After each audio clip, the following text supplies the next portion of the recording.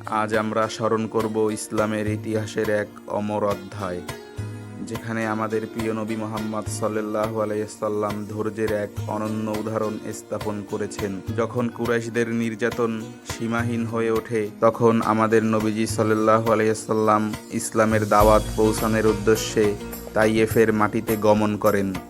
তার আশা ছিল, যদি তারা সত্যের কথা শুনে সাড়া দেয় এবং আল্লাহর দিনকে গ্রহণ করে, তাহলে হয়তো আল্লাহর দিনের জন্য নতুন একটি পথ খুলে যাবে। কিন্তু তাইয়েববাসী তারা নবীজি সাল্লাল্লাহু আলাইহি সাল্লামকে অবজ্ঞা করলো, অপমান করলো এবং শহর থেকে তাড়িয়ে দিল। এখানেই শেষ নয়, তারা শহরের ছোট ছোট ছেলেমেয়েদেরকে উস্কিয়ে দিল, যাতে তারা নবীজি সাল্লাল্লাহু আলাইহি সাল্লামকে পাথর ছুঁড়ে মারে। পাথরের আঘাতে নবীজি সাল্লাল্লাহু আলাইহি সাল্লামের পবিত্র পা রক্তে রঞ্জিত হয়ে গেল। রক্তের ফোঁটা মাটি ভিজিয়ে দিল, আর আকাশ যেন ভারী হয়ে নীরব সাক্ষী হয়ে থাকলো। কিন্তু এই নির্যাতনের মুখেও তিনি কি করলেন?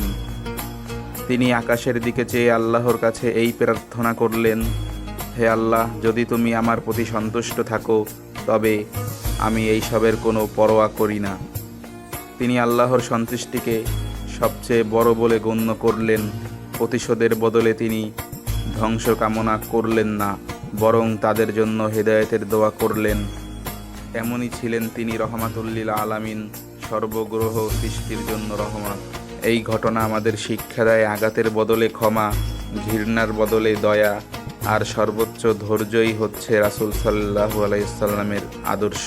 আল্লাহ তাআলা আমাদের সকলকে রাসূলের আদর্শ ধারণ করার তৌফিক দান করুক। আমিন।